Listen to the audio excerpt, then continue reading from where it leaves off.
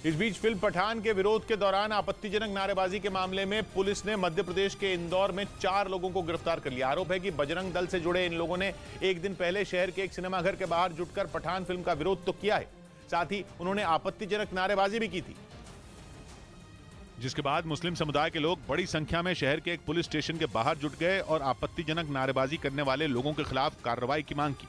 इस मामले में पुलिस ने केस दर्ज कर लिया और आरोपियों की पहचान कर 4 लोगों को गिरफ्तार कर लिया। इसी तरह उत्तर प्रदेश के बरेली से भी एक वीडियो सामने आया जिसमें एक मॉल में पठान देखने पहुंचे फिल्म के कुछ समर्थक और विरोधी आपस में भिड़ गए, जिन्हें हंगामा खड़ा होने के बाद वहां से बाहर निकाल दिया गया। उधर शाहरुख खान की फिल्म पठान ने पहले दिन रिकॉर्ड कमाई की और इस मामले में कई फिल्मों को पीछे छोड़ दिया और ओपनिंग डे यानी पहले ही दिन फिल्म पठान ने 55 करोड़ की कमाई कर ली। इस तरह उसने कमाई के मामले में यश की KGF 2, ऋतिक रोशन की वॉर और आमिर खान की फिल्म ठग्स ऑफ हिंदुस्तान को पीछे छोड़ दिया। इस बीच पश्चिमी मीडिया ने दावा किया कि पुतिन ने अमेरिका को सबक सिखाने और चीन से अपनी दोस्ती मजबूत करने के लिए MH17 विमान को मार गिराने का आदेश दिया था। मलेशियन एयरलाइंस के इस विमान को 2014 में पूर्वी यूक्रेन में ढेर कर दिया गया था, जिसमें सवार कुल 283 लोगों की मौत हो गई थी। MH17 विमान पर 2014 में उस वक्त हमला हुआ था जब वो पूर्वी यूक्रेन के ऊपर से गुजर रहा था।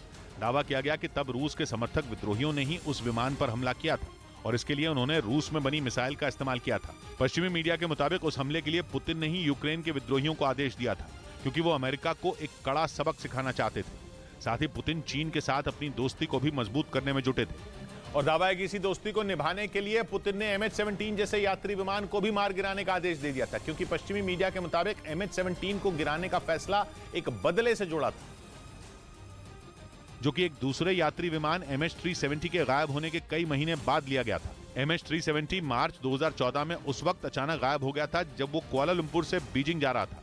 उस विमान में 227 यात्रियों समेत कुल 239 लोग सवार थे, जिनका कुछ पता नहीं चला, जबकि विमान में सवार कुल यात्रियों में 153 चीन के थे। दावा है कि विमान के गायब होने के बाद रूस और चीन को शक हुआ कि अमेरिका ने उसे मार गिराया था, जिसके बाद पुतिन ने शी जिनपिंग को भरोसा दिलाया कि इसका जवाब देने का काम वो उन पर छोड़ दें।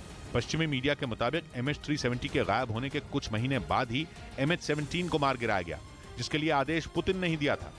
इधर बिहार के पूर्णिया में एक घर की छत पर पाकिस्तान का झंडा लगा होने से बवाल मच गया, जिस पर पुलिस ने फौरन एक्शन ले लिया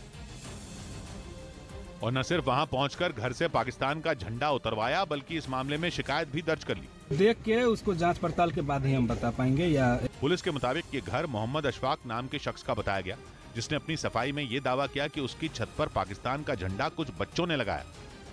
उधर न्यूज एजेंसी ANI के मुताबिक चीन सीमा विवाद पर समझौते की आड़ में भूटान को धोखा दे रहा है। ANI की रिपोर्ट में दावा किया गया कि चीन बातचीत का बहाना करके भूटान की सीमा में तेजी से घुसपैठ कर रहा है और वो विवादित क्षेत्रों में गांव और बस्तियां बसाकर उन पर कब्जा जमा रहा है। इसके साथ ही चीन भूटान से विवाद वाले हिस्सों में अपने लोगों को बसा रहा है। रिपोर्ट के मुताबिक इसके लिए चीन उन लोगों को पैसे और दूसरी सुविधाओं का लालच भी दे रहा है। चीन भूटान के साथ 400 किलोमीटर से ज्यादा लंबी सीमा साझा करता है और दोनों देशों के बीच सीमा के कई हिस्सों को लेकर सालों से विवाद चला रहा है। इसी सीमा विवाद को सुलझाने के लिए चीन और भूटान ने 2021 में एक समझौते पर दस्तखत किए थे, जिसके बाद दोनों देशों के बीच कई दौर की बातचीत हो चुकी है।